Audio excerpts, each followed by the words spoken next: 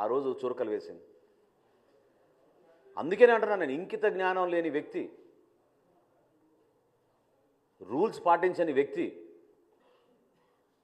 తన సొంత వైఎస్ఆర్సీపీ పార్టీకి సభ్యత్వం లేదు, ఈరోజు వారి పార్టీ అధ్యక్షుడు ఎవరో కూడా వాళ్ళు తేల్చుకోలేని పరిస్థితిలో వాళ్ళు జనసేన పార్టీ పైన, మా పార్టీ అధ్యక్షుడు పవన్ కళ్యాణ్ గారి పైన చేస్తున్న వ్యాఖ్యలు నిజంగా చాలా విచిత్రంగా అనిపిస్తున్నాయి.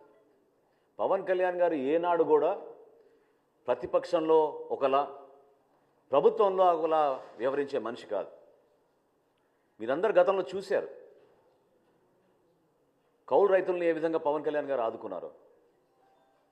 ఆత్మహత్యలు విపరీతంగా పెరిగిపోతుంటే జగన్మోహన్ రెడ్డి గారి పరిపాలనలో ఆయన స్వయంగా 5 కోట్ల రూపాయల విరాళం ఆ రోజు ప్రకటించి రాష్ట్ర వ్యాప్తంగా మేము కౌలు రైతు భరోసా సభలు నిర్వహించి జిల్లాల్లో